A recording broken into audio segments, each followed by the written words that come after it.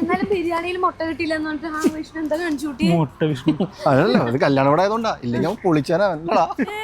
അയ്യോ എന്താ അല്ല എൻ്റെ വണ്ടി എവിടെയോ ഞാൻ പോട്ടെ പോക്കടാ പോക്കെ അടുത്ത കല്യാണത്തിന് കാണാം. ലാസ്റ്റ് ദിവസം ഇപ്പൊ കല്യാണം വരുത്തായി. ഇനി ഷിബുവിന്റെ കല്യാണം അല്ലേ? ഒരു മറ്റില്ലല്ലോ ഇനി. എടാ നമുക്കൊരു സെൽഫി എടുത്താലോ?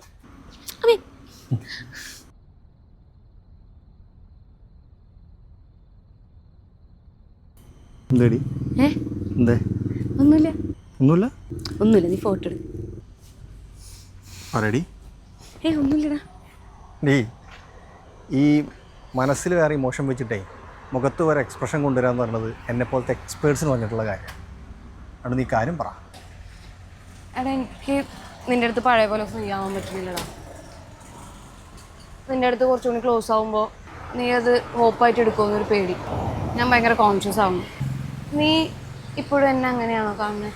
എടീ ഇടയ്ക്ക് നിന്നോട് ഇത്തിരി പ്രേമം തോന്നി എന്നുള്ളത് ശരിയാണ്. കുറച്ച് ദിവസം മനസ്സിൽ കൊണ്ട് നടക്കുകയും ചെയ്തു. പിന്നെ ഞാൻ ആലോചിച്ചു നീയല്ലേ ഇതിനെ മനസ്സിൽ കൊണ്ട് നടക്കണമെന്ന്. അപ്പോൾ നിന്നോടൊന്ന് പറഞ്ഞു. പക്ഷേ നിനക്ക് ഞാനൊരു ഫ്രണ്ട് മാത്രമായിരുന്നു. അതവിടെ കഴിഞ്ഞു. പക്ഷേ നീ വിഷമിച്ചിട്ടുണ്ടാവില്ലേ? ഇത്രയും കൂട്ടായിട്ട് ഞാനെന്താ ഇങ്ങനെ പറഞ്ഞതെന്ന് ആലോചിച്ചിട്ടുണ്ടാവില്ലേ? കുറച്ചെങ്കിലും നിനക്ക് ദേഷ്യം തോന്നിയിട്ടുണ്ടാവില്ലേ? ഉണ്ട്, കുറച്ചായിരുന്നു.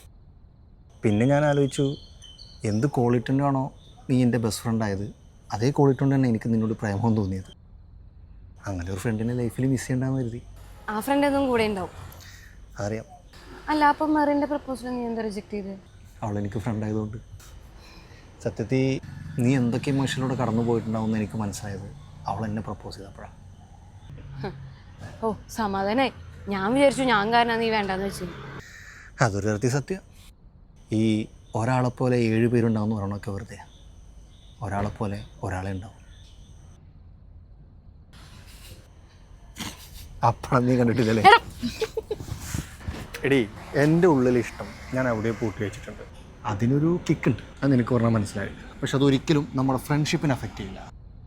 എടീ നാളെ നീ വേറെ ആളെ കമ്മിറ്റ് ചെയ്ത് കഴിഞ്ഞാൽ നിങ്ങളുടെ ബർത്ത്ഡേക്ക് സർപ്രൈസ് കൊടുക്കാം, വാലന്റൈൻസ് ഡേക്ക് ഗിഫ്റ്റ് മേടിക്കാൻ, നിങ്ങളുടെ രജിസ്റ്റർ മാരേജിൽ ഒപ്പിടാൻ വരെ ഞാനായിരിക്കും കൂടെ. മനസ്സിലായ? മനസ്സിലായ? മനസ്സിലായി. ആ എന്നാ വാ. എടാ കാർ അവിടെ കാണുന്നില്ല, അവിടെയാണോ സംശയമുണ്ട്? വാ ഇനി കൂടെ വാ. ഒറ്റക്ക് തപ്പിട്ടേ കിട്ടുന്നില്ല. മഞ്ഞ കളർ കാറ് എന്നില്ലേ? കാർത്തിക് ഇരട്ട റോസ് വെച്ചു. ഇത് ട്വിൻസ്